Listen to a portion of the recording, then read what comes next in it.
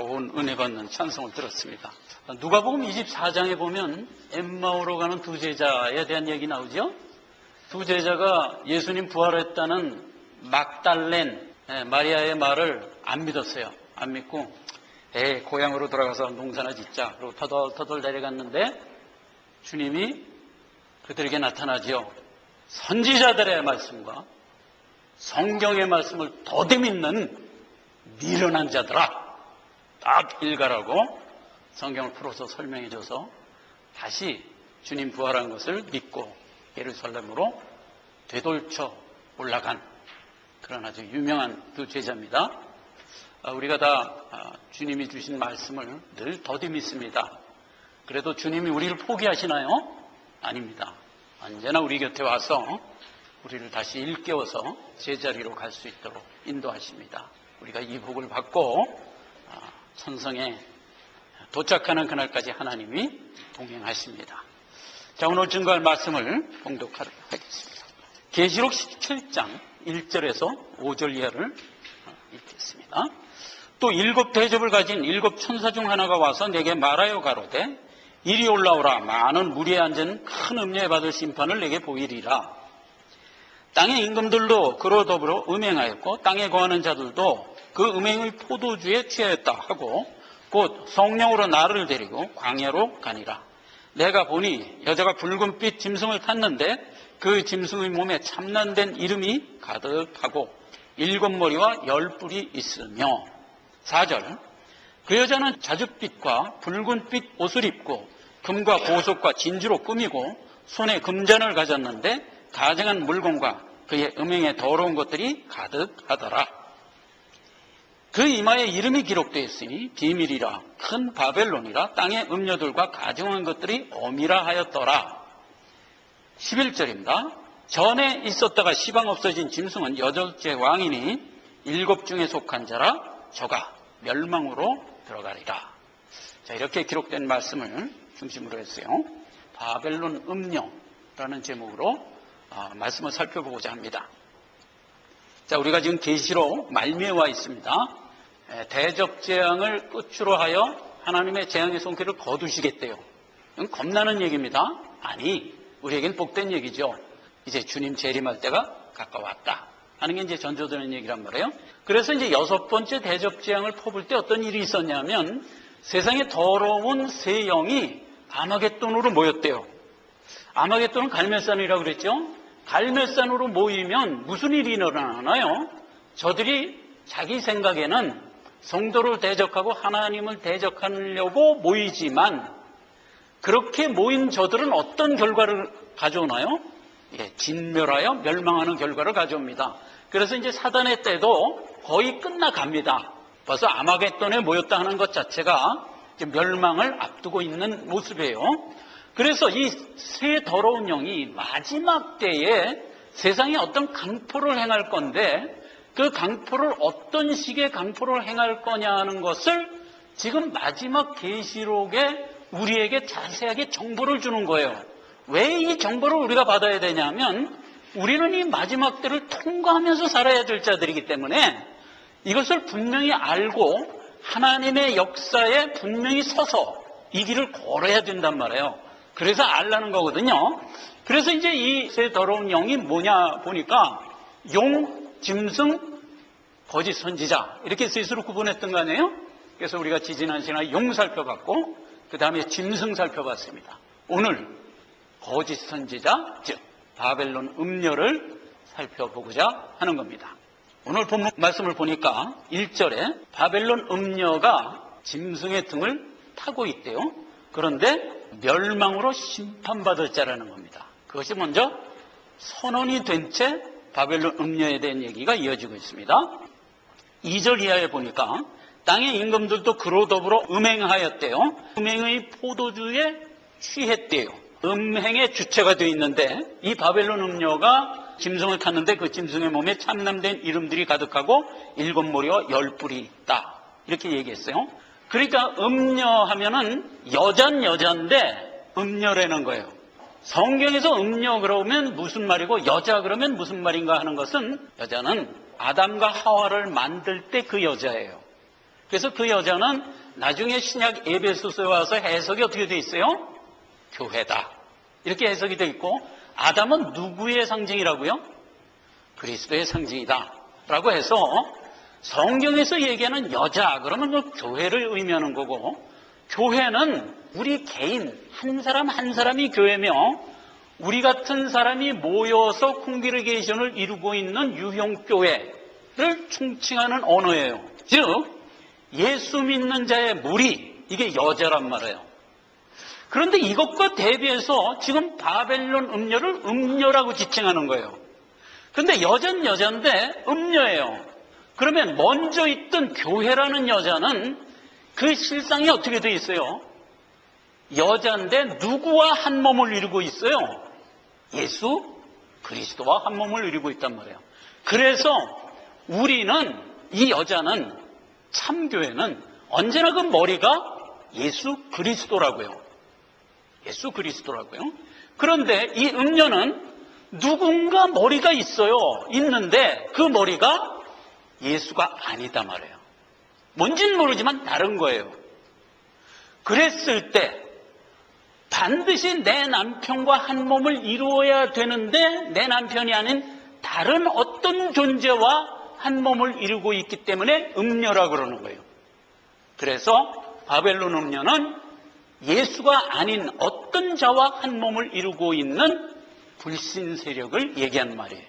자, 그런데 4절 이하에 보니까 이 음녀가 무엇을 갖고 세상을 강포하는가 하는 그 갖고 있는 내용을 설명하고 있어요.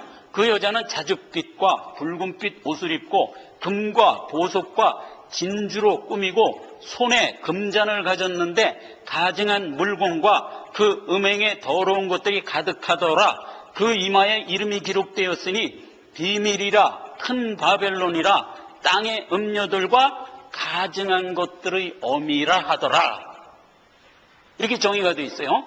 그러니까 이들이 지금 추구하고 있는 게 뭐예요?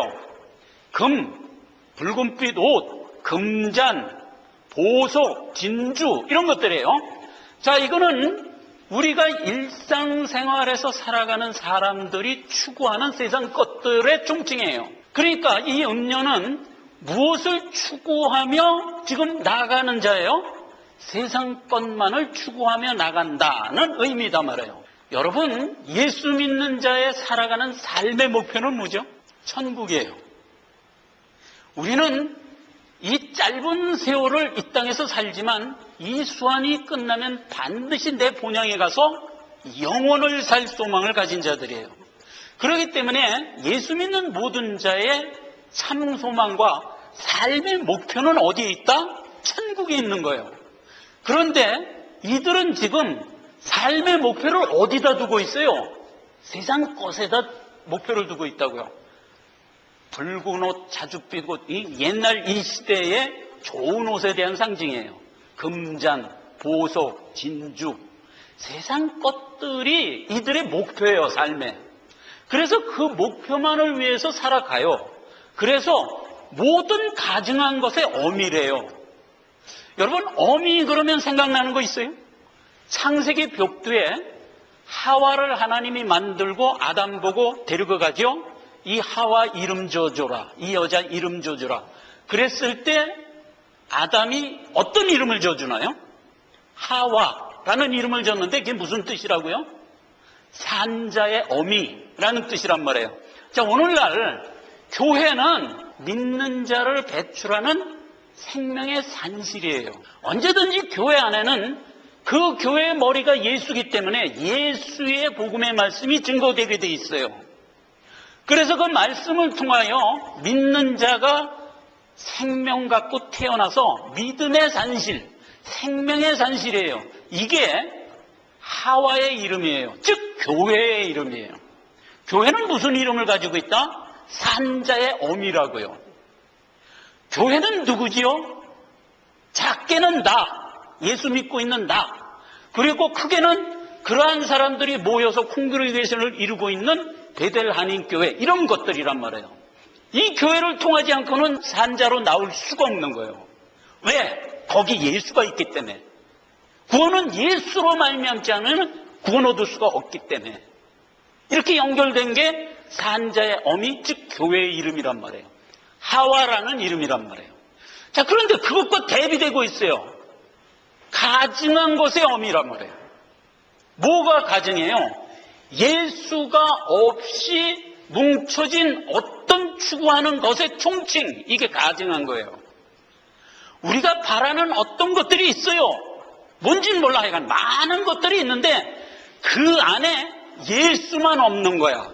그럼 이걸 가증한 거라고 그러는 거예요. 즉 세상 것들이라 말해요. 그러니까 세상 것들의 어미라 말해요. 누가? 바벨론 음녀가 추구하는 것.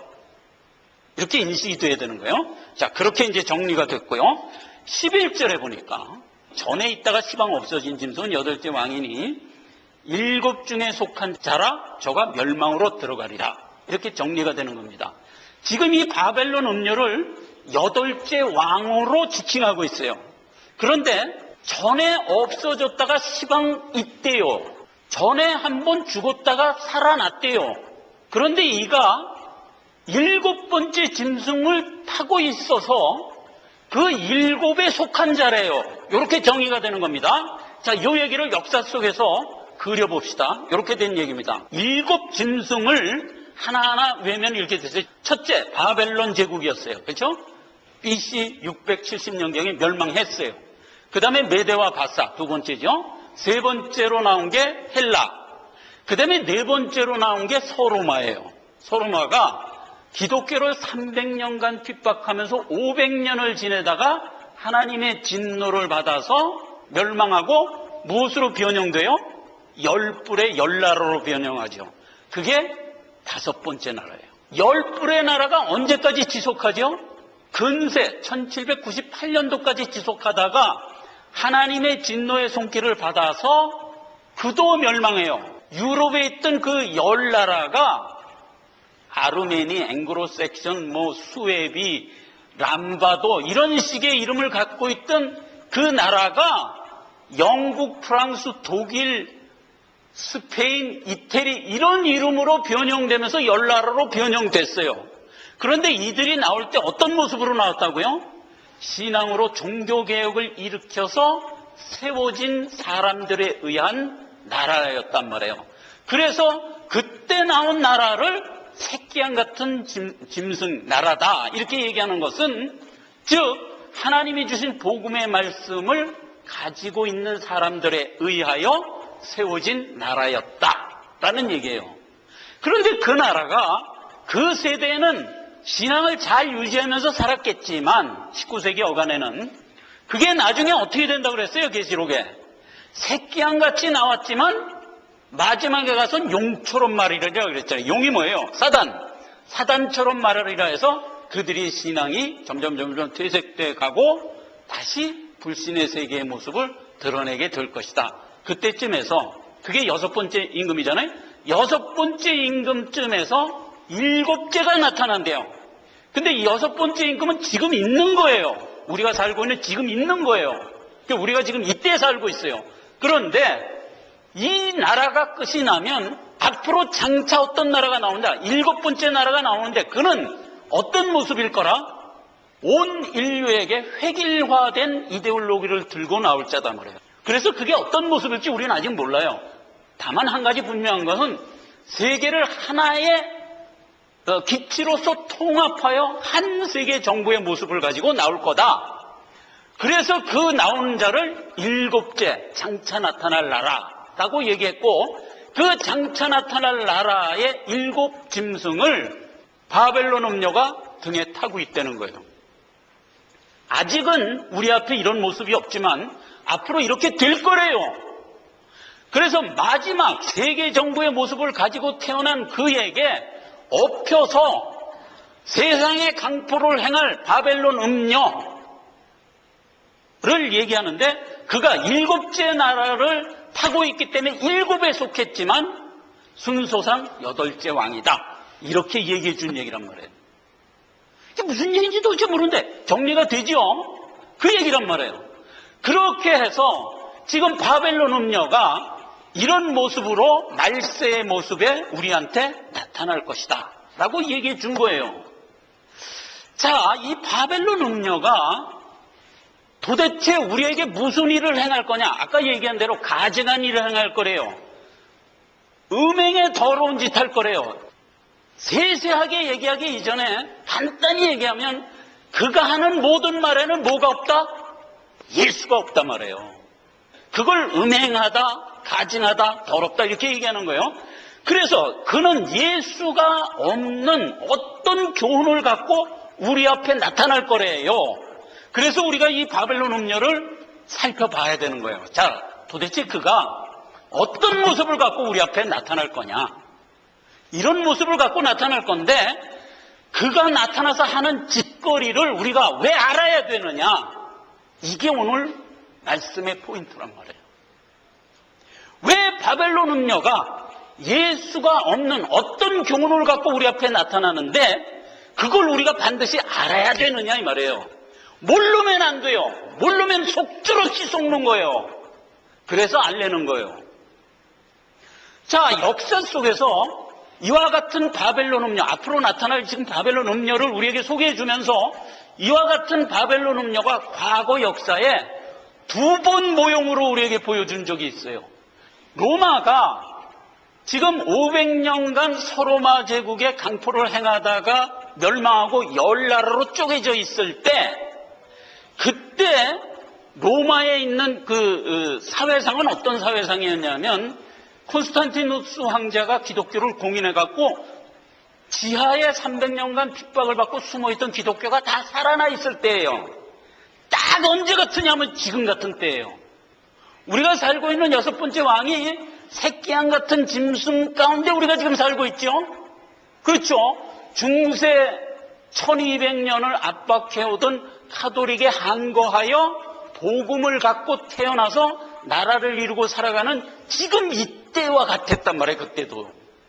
그래서 지하에 숨어있던 기독교 세력이 다 살아나고 다 겉으로 드러나 있는 상태에서 로마는 지금 열불로 쪼개지면서 징계를 받고 있을 때예요. 그때 로마가 열 나라로 쪼개져서 람바도라는 오늘날 이태리 지역에 있는 한 나라가 종교회의를 했어요. 그때 전 로마에 있는 교회를 다 불러 모았고 종교회의를 해서 그때 신학적 논쟁이었던 삼위일체 논쟁을 바로 잡았어요.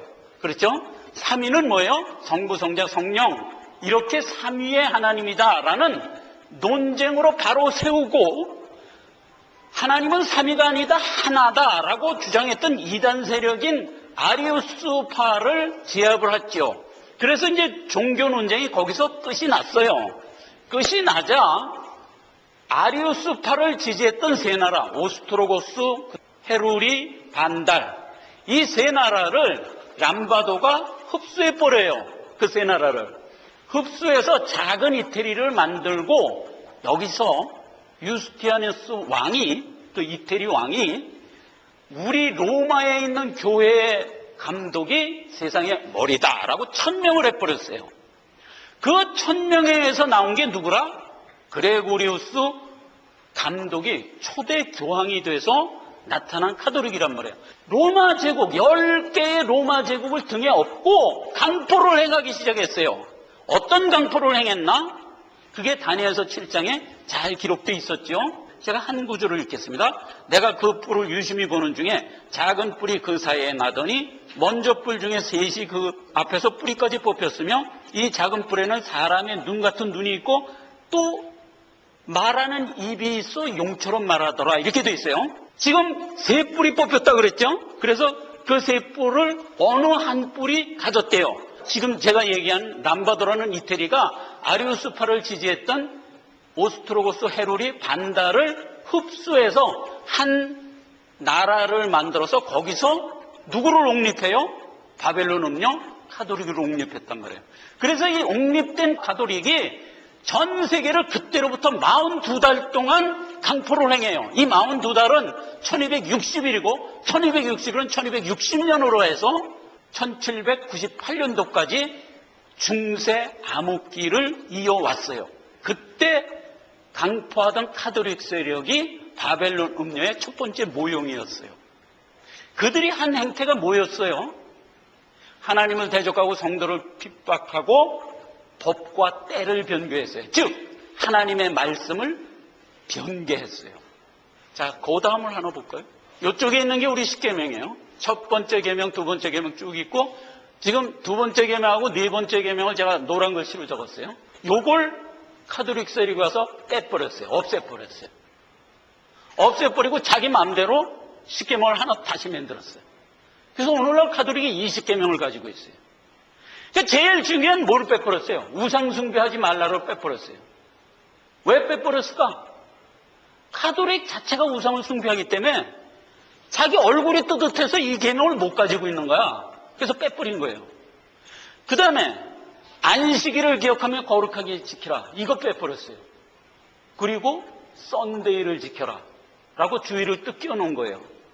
지금 안식일과 주일은 성경에서 7대 절기에서 우리에게 계시로 준 얘기들이에요.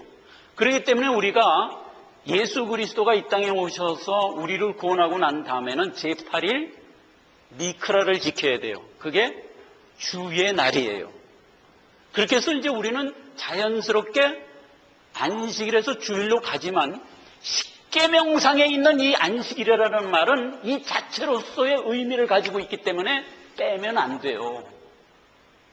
십계명상에 있는 이 안식일은 엄청난 신학적 내용을 품고 있는 내용이에요. 즉 예수 안에 있지 않으면 구원함을 받을 수 없다는 내용을 가지고 있는 사계명이거든요. 그걸 빼버리면 안 된다니까. 물론 우리가 주일을 지켜요. 자기네들은 아주 의기양양하게 안식일 빼고 주일을 넣었다 그러지만 그거는 신앙이 우리에게 자연스럽게 명하여 우리가 가는 길이지 그렇다고 해서 10계명에서 4계명 빼라는 얘기는 아니단 말이에요. 10계명에서 4계명은 어떤 의미를 가지고 있냐? 예수 안에 들어온 자가 아니면 안 된다는 의미가 있는 말이거든요. 안식이 뭐예요? 안식이. 예수가 뭐라고 그랬어요? 내가 안식의 주인이다 그랬잖아요. 내 안에 들어오지 않는 한 누구도 구원받을 수 없다가 포함된 내용이에요. 그걸 빼버려요. 벌써 의도가 뭐예요? 이들은 예수가 없다니까. 예수와 관련되는 건 다 빼려고 애를 쓴다니까요. 그래서 빼버린 거예요. 그리고 자기네들은 의기양양하게 주일을 넣었다고 그러지만 안식일이 주일로 넘어가는 건 그런 방법으로 넘어가라고 얘기하는 게 아니다 말이에요. 하나님은 예수 그리스도가 너를 구원하고 너를 생명 갖고 태어나게 한 이후에 예수님은 승천하고 우리는 그때부터 미크라를 향하여 나가라라는 이 과정을 통하여 우리가 가야 될 문제지 십계명에서 안식일 빼라는 얘기가 아니란 말이에요. 이들이 와서 이 짓을 한 거예요. 즉 성경을 자기 마음대로 막 고쳐버렸어요. 그래가지고 나중에 교황권이 성경의 우위에 있어요. 그러니까 교황권에 가지고 있는 교리가 뭐냐면 교황의 회의에서 결정된 독트린은 언제나 성경 말씀에 우선한다 이렇게 돼 있어요. 그게 자기네들 교리예요. 그렇기 때문에 가끔 교황이 어떤 독트린을 발표해요. 그럼 그 독트린이 언제든지 교리가 되는 거예요. 마리아를 숭배하라는 얘기가 이 독트린에 의해서 나온 거예요. 그래서 우리는 기도를 누구 이름으로 해요? 예수님 이름으로 하죠. 그리고 성경에 기록되어 있어요. 예? 요한복음 16장에 기록되어 있어요.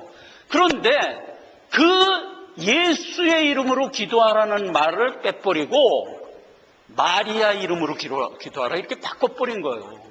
마리아는 피조물이에요. 우리는 우리의 기도를 하나님께 해야 되는 거예요.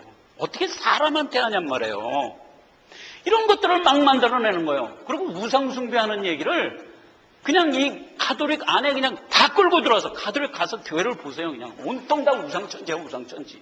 그렇게 해서 기독교를 완전히 암흑으로 몰아넣은 거예요. 그리고 나중엔 뭐 별거 다 나오지. 뭐 면죄부를 해야 뭐 천국 간다. 성경에도 없는 뭐 연옥놀이 끌고 들어왔지. 뭐 별하별. 결국은 이들은 완전히 음녀의 소굴이 돼버렸어요. 그게 이제 첫 번째 우리에게 보여줬던 음녀의 모습이었어요. 그는 결국 나폴레옹 시민군에 의하여 멸망하지요. 그리고 카톨릭이 그때 없어지고 마지막 교황인 피오 6세도 잡아다가 죽여버려요. 나폴레옹이 죽여버려요. 그렇게 해서 이제 한번 하나님의 심판으로 끝이 나요. 그랬던 게 첫 번째 음료였어요. 두 번째 음료는 역사로 말하면 거꾸로 우리에게 줬어요. 이 첫 번째 음료가 나타난 때로부터 700년 전 사건으로 거꾸로 가요. 그런데 다니엘서에 기록하기는 다니엘서 7장의 첫 번째 음료에 대해서 얘기해 줬고 8장에 가면 두 번째 음료를 얘기해 줬는데 시기적으로는 이 음료보다 700년 전에 얘기를 해준 거야. 즉 언제 얘기를 해줬냐면 신구약 중간기 때 얘기를 해줬어요. 그러니까 신구약 중간기 때가 언제냐? 예수님이 태어나던 어간이잖아요. 알렉산더가 나라를 세우고 쪼개진 게 네 나라라고 그랬잖아요. 그 네 나라가 서로 싸웠어. 결국 둘로 압축이 됐어요. 아프리카 북부에 있는 프톨레미라는 나라하고 유럽에 있던 셀류코스라는 나라 두 나라로 압축이 됐어요. 압축이 된 상태에서 둘이 막 싸우다가 셀류코스가 항상 아프리카 프톨레미를 공격하다 늘 그때마다 실패를 해요. 실패를 하니까 그 분풀이를 자기가 지배하고 있던 이스라엘이라는 식민지 나라에다 분풀이를 해버린 거예요. 그래갖고 이스라엘에 와갖고 분을 다 거기다 풀어버렸어요. 그러니까 이스라엘은 그냥 공연히 막 핍박을 했어요. 그래서 이스라엘 사람들에게 믿고 있는 그 유일신 사상을 다 없애버렸어요. 너희들 돼지고기 싫어하냐? 성전에서 의무적으로 돼지고기를 먹으라고 명을 하는 거야. 안 먹으면 잡아다 죽이는 거야. 이런 식으로 해서 막 강포를 행했어요. 그렇게 해서 그 안티코스 에피파네스라는 그 셀루코스 왕이 계속해서 이스라엘을 핍박합니다. 핍박하니까 이스라엘이 견디다 못해서 마카비라는 그 이스라엘 가문 중에 하나가 게릴라를 일으켜서 그 안티코스 에피파네스를 대항하여 싸웠어요. 그랬는데 그때 어간은 어떤 어간이었냐면 세계 정세는 지금 막 로마가 신생국으로 등극했을 때예요. 그리고 이 안티코스는 항상 프톨레미하고 전쟁에 시달리고 있었어요.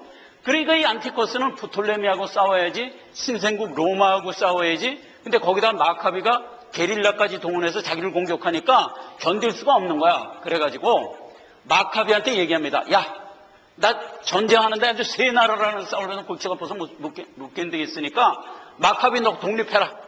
내가 이스라엘 포기한다. 그리고 안티코스 에피파네스가 6년 4개월간 이스라엘을 핍박하다가 포기하고 그냥 가버렸어요.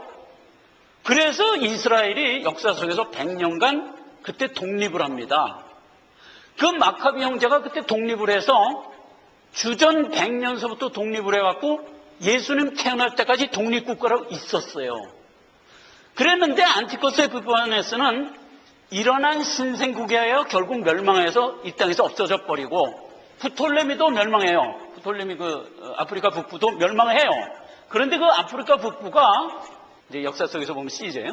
시제에 의해서 멸망하고 그렇게 해서 이제 로마가 등극을 하면서 이스라엘은 안티코스에게 독립을 쟁취한 채 예수님 초림하는 시기까지 맞고 있었어요. 로마가 유럽을 통일을 해서 와 보니까 이스라엘이 독립해 있거든.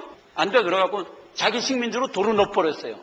도로 넣고 마카비 형제를 그때 축출해버렸어요. 그리고 헤롯이라는 놈을 분봉왕으로 세워서 그를 식민지로 접수해버리죠.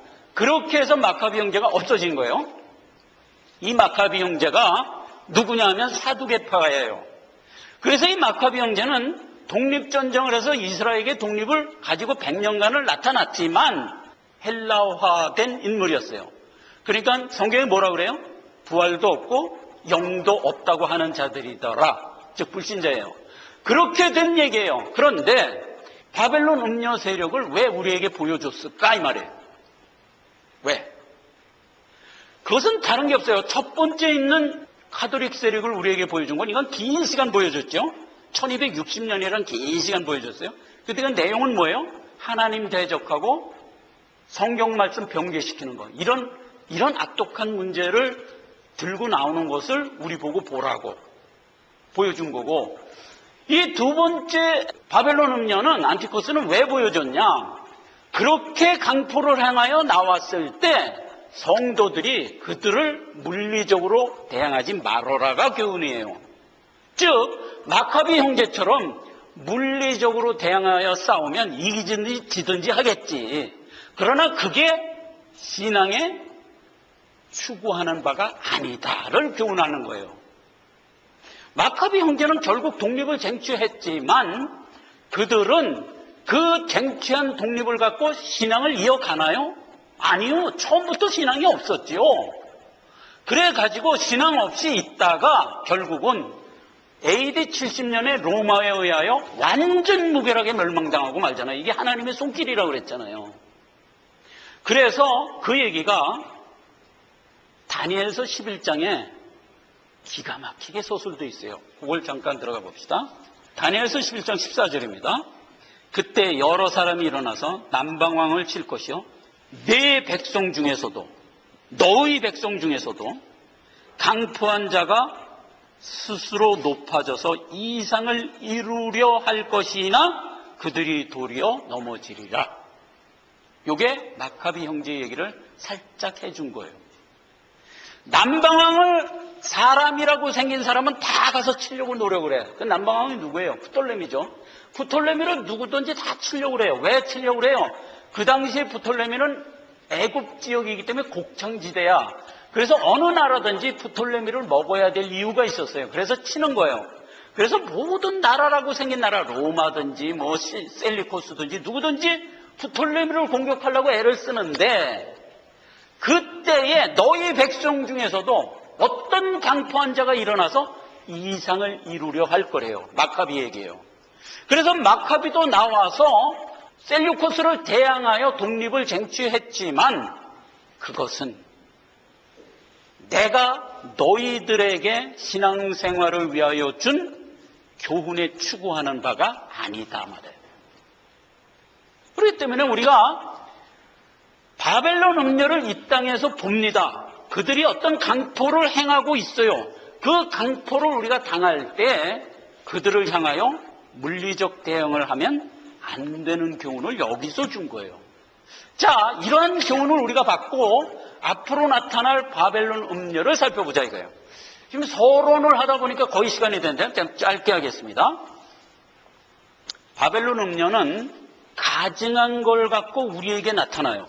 가증한 걸 갖고. 그런데 그 가증한 것을 갖고 나타나는 모습이 어떤 모습이냐? 계시록 18장을 제가 잠깐 읽겠습니다. 그 상품은 금과 은과 보석과 진주와 세마포와 자주 옷감과 비단과 붉은 옷감이요 각종 향목과 각종 상아 기명이요 값진 나무와 진유와 철과 옥석으로 만든 각종 기명이요 계피와 향료와 향과 향유와 유향과 포도주와 감람유와 고운 밀가루와 소와 양과 말과 수레와 종들과 사람의 영혼이라. 이렇게 된 얘기예요. 이걸 추구하는 자예요. 자, 지금 제가 읽은 이 모든 내용들은 이 시대에, 이 계시록을 쓰던 시대는 지금으로부터 2000년 전이요. 2000년 시대에 사회인들이 추구하는 명품들의 제목이에요. 오늘날 우리에게 명품 있죠? 3천만 원짜리 하는 백, 자동차만 해도 페라리, 람보르기니 이런 차들, 최하 한 대에 10만 불짜리 하는 차들, 여기서 뭐라고 그랬어요? 말과 수레와 동일한 거예요. 오늘날도. 그래서 오늘날 우리가 살고 있는 이 시대에도요, 명품들이 쫙 있어요. 이름만 대면 아는 거. 그 시대의 명품들을 쫙 나열한 거예요. 이걸 현대어로 고치면 우리가 다 아는 것들이에요. 자, 그걸 위하여 이들이 추구한대요. 누가? 바벨론 음녀가. 그러니까 이 땅을 살아가는 삶의 목표가 세상에 유려한 것들, 좋은 것들을 어떻게 많이 확보하여 유쾌하고 행복하게 살 거냐가 삶의 목표인 자들. 그게 바벨론 음녀가 추구하는 바예요. 첫 번째 거예요. 즉 무슨 얘기예요? 세상의 정욕을 추구하는 자란 말이에요. 성경은 시종일관 우리에게 얘기합니다. 너희가 육종에 따라 살면 필멸이다. 그렇게 얘기하잖아요. 육종을 따라 살면 필멸이다. 육정이라는 게 뭐예요? 우리 육신이 원하고 요구하는 것을 쫓아가면 필멸이다. 우리는 목표가 어디 있다고요? 천성에 있단 말이에요. 나의 본향 천국에 어찌하든 나의 신앙 인격을 유려하게 만들어서 예수님을 닮아갈 거냐가 우리 삶의 목표여야 돼요. 그 목표를 갖고 살아가야지 이 바벨론 음녀가 지금 추구하는 이걸 목표로 하여 살아가면 안 돼요. 그게 하나고, 또 하나, 바벨론 음녀는 이적을 행하는 자라고 그랬어요. 이적이 뭐냐요? 오컬트예요. 비학, 우상숭배예요. 오늘날 세상에 눈을 들어서 살짝 보세요. 이 세상은 완전히 쩔어 있어요. 우상숭배로. 우리는 지금 믿고 있기 때문에 지금 남의 얘기처럼 들리죠? 아니에요. 믿음 없는 사람들의 삶을 들어가 보세요. 이사도 한번 자기 마음대로 못 간다니까. 날짜 잡아야 가요. 바들바들 떨면서 우상에게 푹 쩔어 살고 있어요. 그런데 이 바벨론 음녀가 그 우상을 부추기고 있다고요. 그것들에게 절하고 그것들에게 공들이지 않으면 저주받아 이놈아, 이러면서 우리를 자꾸 호린다니까요. 이게 바벨론 음녀가 하는 행태예요. 자, 이 바벨론 음녀가 오늘날 우리에게 나타날 거라고 예고돼 있어요. 누구를 등에 타고? 세계 정부를 등에 타고. 그래서 강포를 행할 거래요. 계시록 13장에는 666이라는 강포를 우리에게 암시해 줬어요. 즉 일상을 통제하는 방법으로 우리에게 나올 거예요. 일상을 통제하는 방법으로. 지금까지 우리에게 강포를 행하던 많은 적그리스도의 세력이 있었지만 그들이 일상을 통제하는 것으로 나온 적은 아직 없었어요. 근데 앞으로 나올 짐승은 그렇게 하겠대요. 일상을 통제하겠대요. 즉 매매하는 것을 못하게 한다 하는 얘기가 그 얘기예요. 먹고 자고 일어나고 하는 이 모든 것을 통제하겠대요. 자, 여러분, 세계 정부는 세상이 어떤 극심한 혼란 가운데서 태어나도록 돼 있어요. 그런데 세상은 지금 극심한 혼란에 점점 빠져들고 있는 거 여러분 눈으로 보이지요? 테러가 급증해, 범죄가 급증해, 그죠? 그리고 도덕이 참 바닥까지 떨어졌어. 옛날에는 생각지도 못하던 일들이 이젠 다반사야. 자식이 부모 죽이고요, 부모가 자식 죽이는 거는 이제는 아주 유도 아니야. 그런 세상이 됐어요. 그러니까 온 세상이 완전히 아주 난장판이 돼 있는 거예요. 그러니까 세계 사람들이 야, 이거 독특한 어떤 강력한 법이 좀 나와서 이걸 좀 질서를 잡아다오, 이렇게 요구하는 때가 든 거예요. 그래서 바벨론 음녀가 뭐를 추구하냐면 팍스 로마나를 추구해요. 팍스는 라틴어로 평화라는 뜻이에요. 그러니까 평화의 사도였던 로마와 같이 되려고 한다고요. 이 이야기는 근대에 와서 우리가 많이 사용하고 있어요. 팍스 브리티시, 팍스 아메리카노. 영국에 의하여 세계 평화가 옹립됐다, 이런 의미예요. 팍스 아메리카노 그러면 미국에 의하여 세계 평화가 옹립됐다, 이런 뜻이에요. 자, 그런데 영국이 세계에 평화를 줄 때 무엇을 갖고 평화를 줬나요? 첫째, 힘이에요. 힘, 군사력. 둘째, 경제예요. 그렇죠? 그래서 힘과 경제력을 갖고 세계 질서를 잡아서 평화를 구축했어요. 그렇게 해서 한때를 구가했어요. 그게 팍스 브리티시예요. 팍스 영국이에요. 그래서 영국이 한 근 100년 동안 세계를 평화롭게 딱 한번 옹립한 적이 있었어요. 그리고 2차 세계대전 이후에 미국이 팍스 아메리카나, 즉 평화를 구축했어요. 무엇으로 했어요? 미국도 마찬가지예요. 힘으로, 군사력으로, 그리고 경제력으로. 그렇게 해서 세계 평화를 딱 옹립했어요. 그런데 그게 지금 혼란 속에서 또 무너져가고 있어요. 그래서 누군가가 팍스 XX가 나와야 돼. 그게 요구되고 있는 거예요, 지금 세계가. 그런데 이 바벨론 음녀가 팍스 로마를 기치로 하여 이 땅에 우리 앞에 나타난 거예요, 지금. 즉, 이 바벨론 음녀가 지금 얘기한 상하, 기명, 무슨 수레, 말, 이 총칭한 것들 들고, 즉 경제 들고 나오고 또 힘 들고 나오는데 그 힘이 뭐냐? 세계 단일 법이에요. 그러니까 전 세계인을 한 법 안에 두어서 어떤 불순문자나 범죄 세력이 꼼짝달싹을 못하게 하자라는 질서를 법으로 들고 나오는 거예요. 그렇게 해서 그 법과 경제를 갖고 팍스 로마나를 세우겠대요. 즉 평화를 세우겠대요. 그렇게 해서 된 평화가 바벨탑이란 말이에요. 그게 바벨탑이란 말이에요. 그래서 데살로니가 5장 3절이 그렇게 해서 세워진 평화를 보고 이렇게 주장을 했잖아요. 평안하다, 안전하다, 쾌적하다 할 그때에 내가 도적같이 말이니 결단코 피할 수 없으리라 라고 주님의 재림을 예고해줬던 거 아니에요. 이 바벨론 음녀가 추구하는 것은 팍스 로마나를 추구하는 거예요. 근데 방법이 뭐라? 666과 경제력을 갖고 세우겠다는 거예요. 주님은 얘기합니다. 이 땅의 평화는 무엇으로 줄 수 있냐? 예수 그리스도밖에 없다 이거예요. 이사야서 9장 7절입니다. 예수 얘기해요. 그 어깨에 종사를 메었고, 종사가 뭐라 그랬어요? 태초라고 그랬죠? 그 어깨에 태초가 있었고 그 이름은 기묘자라, 모사라, 전능하신 하나님이라, 영존하시는 아버지라, 평강의 왕이라 할 것입니다. 이 땅의 진정한 평화는 예수밖에 없는 거예요. 예수님이 그 평화를 무엇으로 이루었나요?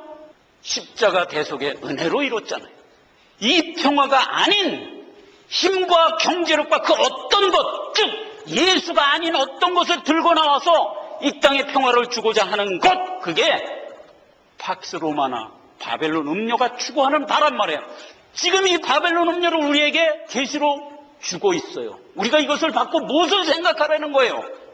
수많은 기독교 신자들이 있습니다. 아니, 불신자들은 제가 여기서 얘기할 것도 없어요. 그들은 어차피 예수가 없는 자들이잖아요. 뭘 따질 게 없어요. 지금 예수를 믿는다고 생각하는 기독교인들을 향하여 지금 계시록은 우리에게 명하는 거예요. 신앙의 목표가 예수냐?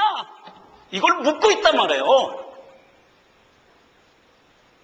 아니라면 돌이켜라 이거예요. 돌이켜라 이거예요. 예수가 아닌 것을 추구하며 사는 자는 필멸이다. 이렇게 주님이 우리에게 말씀을 주는 거예요. 세상은 유려한 것을 향하여 우리에게 유혹하고 있어요. 그죠? 당장 좋지요. 당장 좋아요. 그러나 그것은 너를 구원하지 못한다. 엄히 하나님이 우리에게 말씀하는 거예요. 하나님 아버지 은혜를 감사드립니다. 우리가 과연 무슨 목표와 무슨 생각을 갖고 예수를 믿습니까? 이것을 오늘 강하게 우리에게 물음표로 던지는 말씀이었습니다. 과연 우리가 이 땅의 제1위 예수인가를 이 시간 다시 생각하게 하옵소서. 나의 모든 삶의 목표가 예수가 아니면 우리는 멸망받을 자인 것을 다시 한번 자각하게 하여 우리로 하여금 하나님의 귀한 자녀로서 바른 성정을 갖고 이 길을 걷는 자가 되게 하옵소서.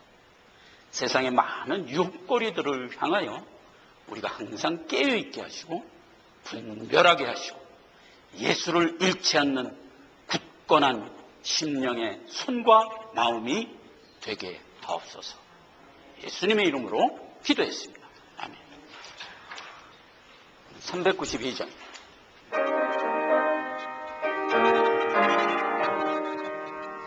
예수의 이름 힘이